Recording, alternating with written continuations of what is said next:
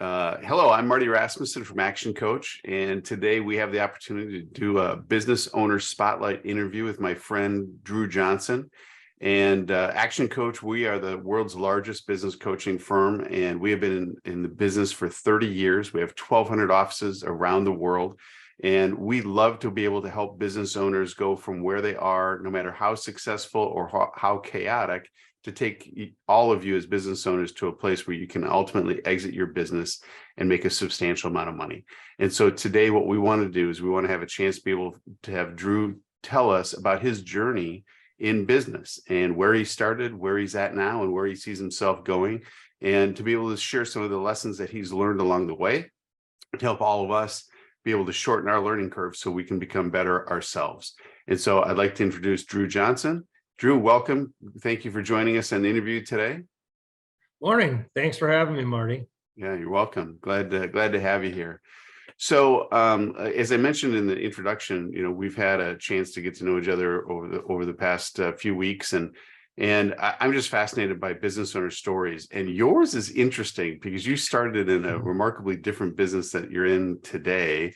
And but it seems like you've got a lot of lessons from both industries that you've come from that you can share with us and help our audience learn a lot about what they can do differently to be more successful in the future. And so tell us a little bit about where'd you start? How did your journey start? Yeah, thanks, Marty. It started back in about 1981. I was actually going to playing junior college baseball and trying to figure out what I was going to do. I actually was kind of majoring in baseball. I thought it was going to be accounting, but in between a doubleheader, I saw a little ad for a sporting goods management school, and my life was sports. I was centered around sports. That was my primary reading material back then, was a sports page, and I lived, ate, and slept it. So I went through a one-year course, got my certificate for sporting goods management, and had a 5-year goal leaving that program to own my own sporting goods store. And 2.5 years later, I owned and operated Letterman Sports in Blaine, Minnesota, and learned a great deal about what it takes to. I found out after the fact through the bankers, that the second most likely business to go out of business in the first 5 years is a sporting goods store. Oh my gosh! But that was 1984. We started that, and they're still in business today. So we must have done something right. So it was a pretty interesting, exciting, and at times tough journey, but it was all learning experience for sure. I bet in the retail business especially, and really kind of going through some turbulent economic times too. Yeah. So where did that take you? What happened next?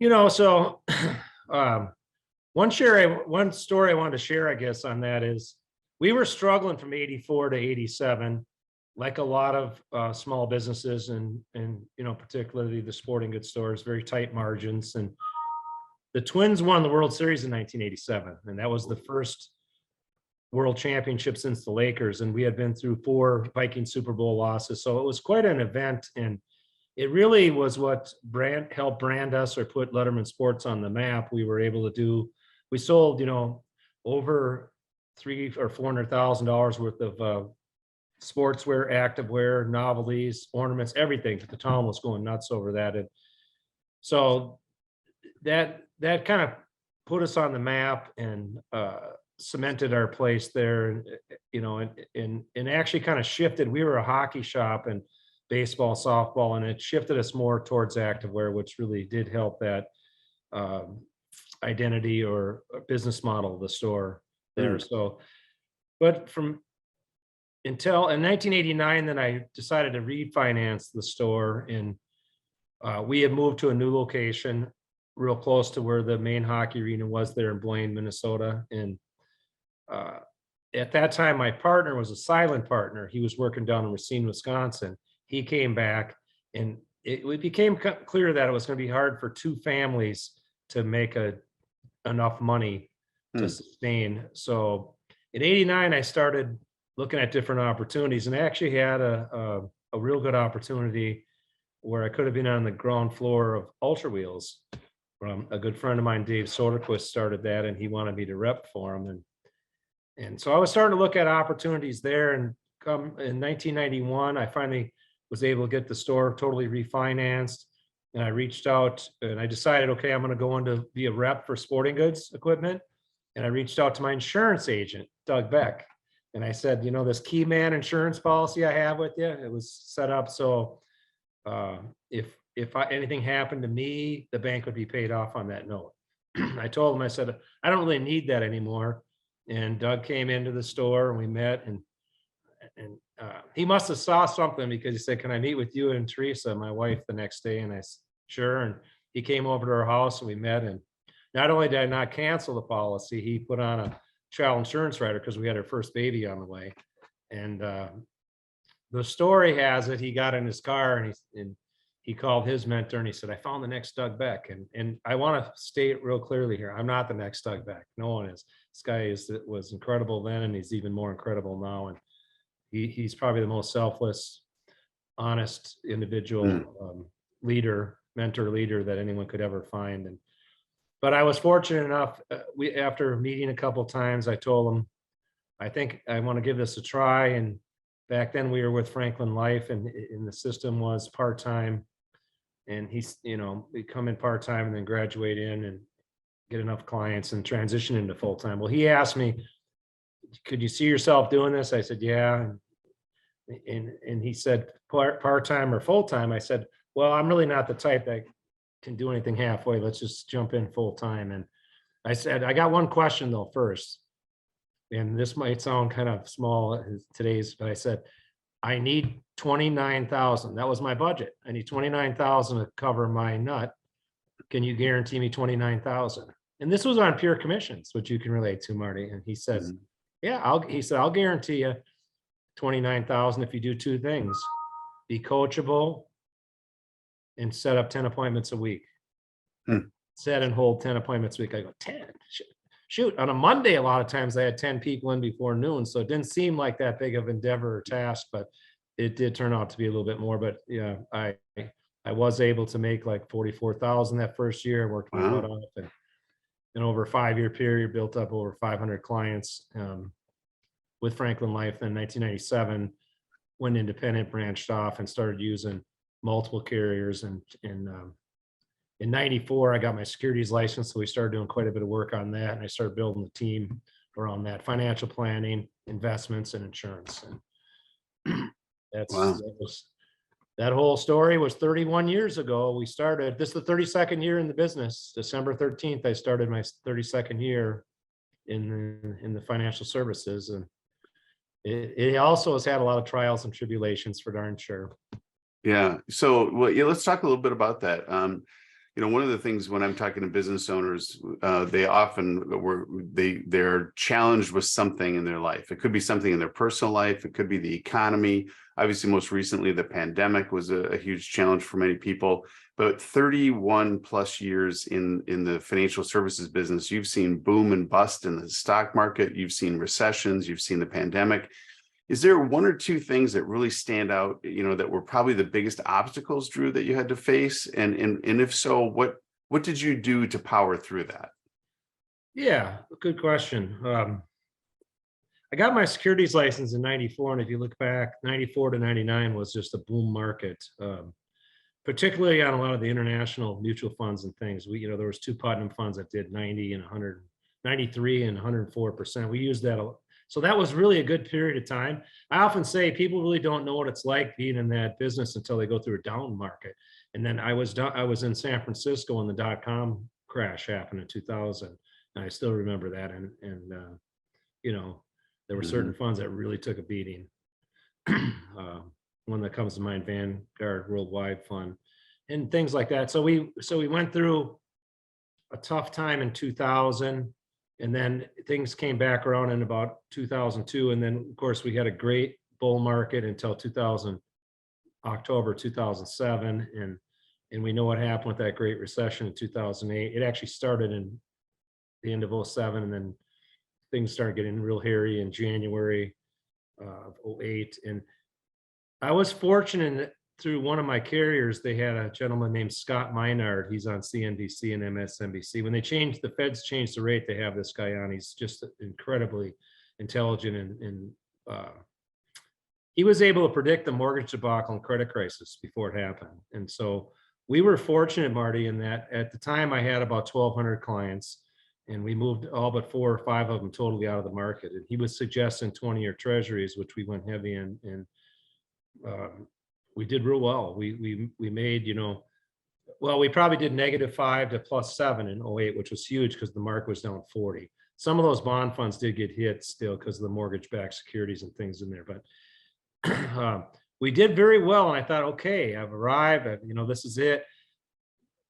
I've got a clientele base, and I thought everything was all going to be really good, and it was for a period of time there.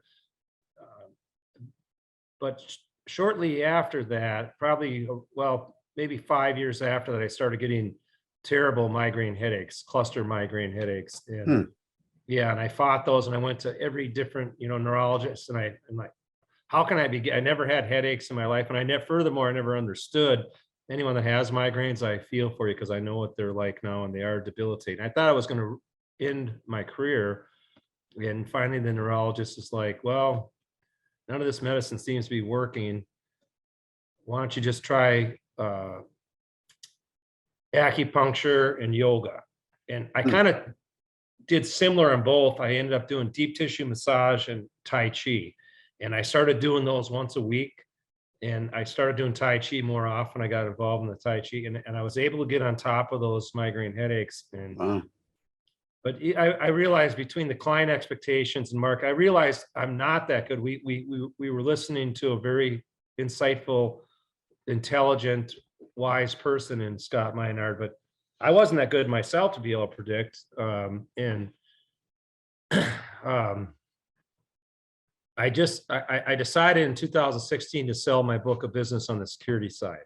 In a sense, that led to some real tough years. I was kind of down and depressed because I felt like these clients, when you start doing financial planning and do their investments, you become a part of their life.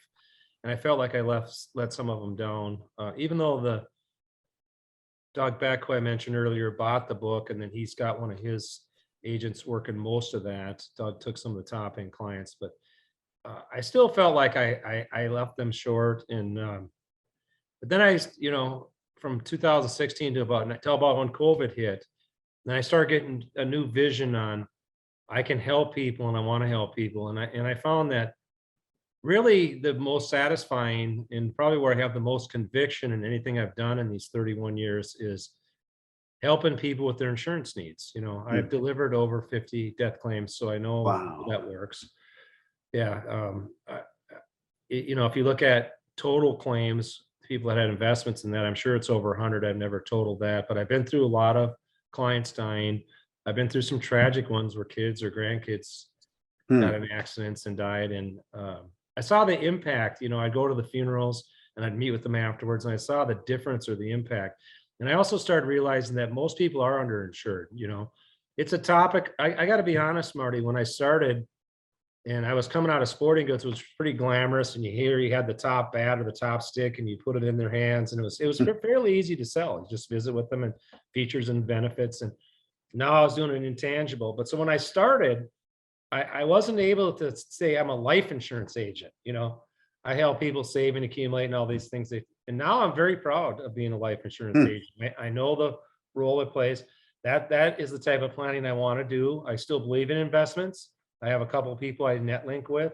And that's really been one of the keys to my success, is having successful people in all different walks of life, not just the financial, whether it's a plumber, electrician, mortgage broker, real estate broker, all these types of people that you can send. So when there's a need, you can help those people. It's Dan Sullivan's deal. First, create value before you expect anything in return.